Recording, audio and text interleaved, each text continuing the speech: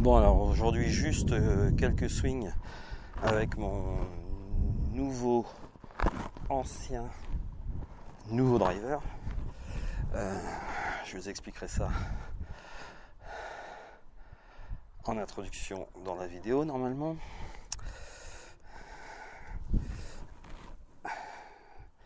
Donc j'ai mon radar, il fait 3 degrés, il y a un beau soleil, il y a du vent. Là j'ai tapé un saut de balle pour être bien échauffé, mais franchement il fait pas chaud. Donc je vous raconte toutes mes aventures. J'avais donc un driver Tommy Armour TA1. Vous avez pu voir dans une vidéo que lors d'une séance d'entraînement, on va dire le couvercle de la tête s'est décollé. Bon, a priori c'était une avarie, on va dire assez mineure. Je l'ai recollé avec une colle époxy, donc relativement adaptée pour ce genre de choses. Mais a priori, bon, c'était pas quand même une colle de grande qualité. Ce qui fait que j'ai pu jouer sans problème avec lui pendant 4, 5, 18 trous. Et puis d'un seul coup, sur une partie, je ne l'ai pas filmé, c'était le retour d'ailleurs d'un petit vlog qui paraîtra sous peu, joué avec mon ami Patrice à la carte. Eh bien le couvercle à nouveau est reparti. Alors j'ai encore la tête de mon ancien driver Cobra Biocell, dont j'avais cassé le shaft, on va dire par mégarde, c'était un incident de transport. Et comme j'avais pas pu trouver d'adaptateur de bague pour ce genre de driver, je m'étais résolu tout simplement à en changer. J'avais pu trouver donc le Tommy Armour pour le même prix qu'un shaft et un adaptateur sur internet. Driver qui me convenait très bien. Et donc j'ai joué pendant quelques jours avec mon ancien driver, avec mon ancien shaft de driver. C'est-à-dire que le premier shaft que j'avais sur ce driver, c'était le shaft d'origine mais en X-Stiff, que j'avais raccourci un petit peu, ce qui fait que c'était une véritable baramine que je n'arrivais plus à jouer correctement. Bon, mais en attendant, par secours, j'ai joué ça.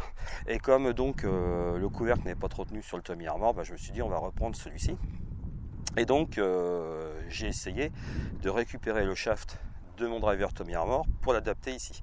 Donc il a fallu que je chauffe mon ancien shaft qui était cassé de mon Biocell pour pouvoir retirer la bague. Vous trouvez des vidéos là-dessus. Alors moi j'avais pas de fer à souder ou choses de genre là, donc je l'ai mis quelques secondes dans la cheminée, puis retiré, puis ainsi de suite avec une paire de pinces, j'ai pu l'enlever. Et puis bon j'ai pu aussi faire pareil sur le Tommy Armour et j'ai donc réadapté le shaft ici, recollé avec cette fois-ci une colle, on va dire époxy mais professionnelle, donc j'espère que ça va tenir. Et j'en ai profité pour le raccourcir à environ 44 pouces, alors qu'avant il était plutôt aux alentours de 45,2, 45,3, on va dire 45 un quart. Et puis là, donc je tape mes premiers drives avec ce nouveau driver, donc le shaft. Je rappelle, c'est un Kurokedge de chez Mitsubishi en stiff, c'est un 50 grammes, c'est le Tioni, je crois, il s'appelle. Et puis donc la tête, c'est le Cobra Biocell qui date maintenant de pas loin de 10 ans. Là actuellement ouvert en 10,5, mais je peux régler la tête. Voilà, donc on va voir un petit peu ce que ça donne. Notamment, je suis plus près de la balle, mais c'est ce que je voulais pour avoir encore un peu plus de contrôle, parce que c'est que moi au driver, j'en manque un petit peu. Et voir un petit peu quelle sensation ça donne. Alors j'ai pas vraiment d'idée de distance, parce que par le temps qu'il fait aujourd'hui, les distances sont obligatoirement plus courtes. Allez, on y va. Un beau swing surtout. Alors ça s'est pris de la pointe. Voilà, ici. Alors il faut savoir qu'au driver, moi dans de bonnes conditions, j'ai une vitesse de tête de club qui avoisine, qui dépasse rarement les 100 miles par heure. J'ai pas une vitesse de swing très rapide, ce qui fait qu'un bon carry pour moi au driver, c'est 230 mètres, c'est déjà un bon carry.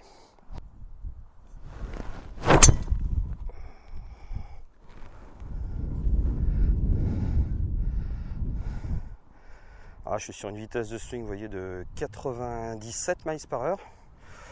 Je suis assez agréablement surpris. Un smash factor à 1,43.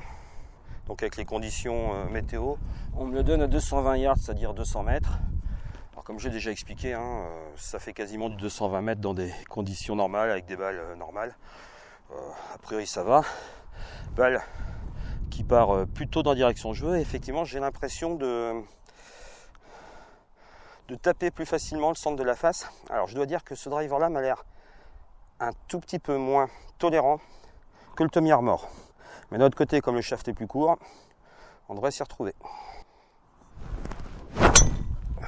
Donc là je l'ai pris, ça m'a même déséquilibré encore une nouvelle fois, plutôt de la pointe, sûrement parce que je suis un petit peu loin de la balle. L'habitude du shaft plus court, malgré tout, on a du mal à s'adapter. Alors le fait de l'avoir coupé plus court, je vais vous expliquer dans les chiffres ce que normalement ça doit donner.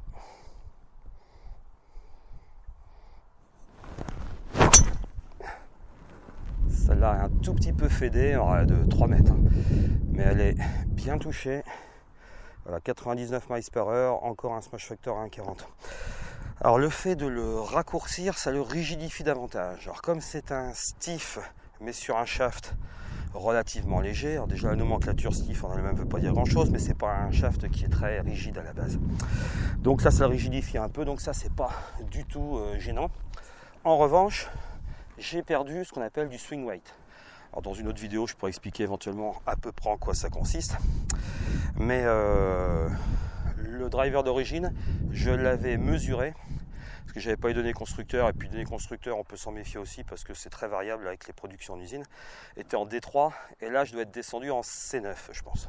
C'est-à-dire on a un peu moins une impression de poids en tête.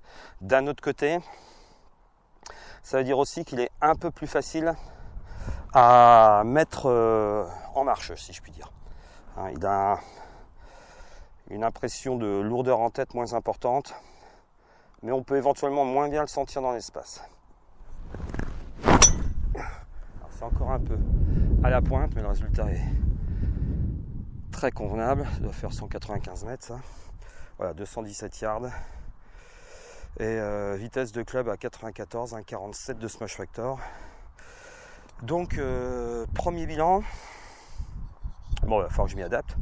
Bon, et puis si ça ne fonctionne pas, ça ne m'aura rien coûté. J'ai réutilisé uniquement, si ça m'a coûté un tube de colle à 5 €. Et j'ai réutilisé uniquement des éléments que je possédais déjà. Si ça ne marche pas, à ce moment-là, j'irai pour trouver une nouvelle bestiole. Si je pouvais retrouver le Tommy Armor à la rigueur, j'aimerais bien. Parce que vraiment, c'était un des drivers avec lequel j'étais le plus satisfait. Là, je vais peut-être ouvrir un tout petit peu la tête. Je suis à 10,5, je vais peut-être la passer à 11, 11,5, voir si j'y trouve un intérêt. Et il va falloir que je m'adapte un petit peu donc à la longueur du manche, que j'ai raccourci, parce que là, j'ai tendance aujourd'hui à faire plutôt des pointes. Donc, on va voir ce que ça donne. J'ai tout l'hiver pour m'y entraîner. Et puis, je vous en dirai un petit peu plus. Vous pourrez le constater aussi sur les vlogs. En revanche, effectivement, on a une impression de sécurité par rapport à l'ancien parce qu'il est plus court, qui est plus importante. On se dit pas qu'on peut vraiment faire des gros lâchers avec ce club. Allez, une dernière à vide. Ça c'est un peu violent.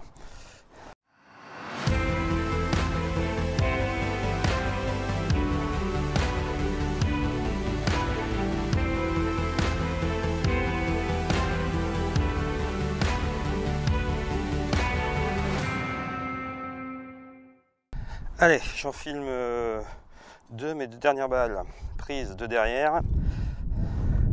Je vous mettrai le traceur. Donc une balle tapée correctement en draw comme je les affectionne devrait terminer légèrement à gauche du 135 en direction, je crois que c'est une maison en construction, quelque chose comme ça, on va dire du pylône que l'on voit au centre ici. Allez, donc on va dire un peu à gauche du 135. Et la balle aurait dû partir au départ en direction du 200 mètres. Je vais essayer de vous montrer maintenant. Voilà. Une balle bien tapée. On part vers le 200 ici. Pour finir là-bas. Et comme il y a un petit vent de gauche à droite, de droite à gauche, pardon, ça nous fait un petit draw d'une quinzaine de mètres qui convient très bien. Allez, on va essayer. On va se rapprocher un tout petit peu pour la prendre un peu plus dans le sweet spot. Bon, celle-là, elle est très très bien. Puis au-dessus du 135 bleu. Alors, comme j'ai plus de contrôle, faut pas pour autant que j'essaye de le contrôler justement. Il faut vraiment que je laisse jouer, je lui fasse confiance. J'ai pas fini ma montée là, vous voyez, c'est un hook. Un bon 25 mètres à gauche. 102 de vitesse de swing, là j'ai des doutes. 228 yards de carry, ouais ça en y est à peu près, un peu plus de 200 mètres, mais elle est partie en hook, elle a fini, elle aurait fini petit rough sur un fairway normal, fairway de gauche. Alors quand je dis en hook, c'est qu'en fait elle est partie droite et elle a tourné tout de suite au lieu de partir à droite et puis de tourner ensuite.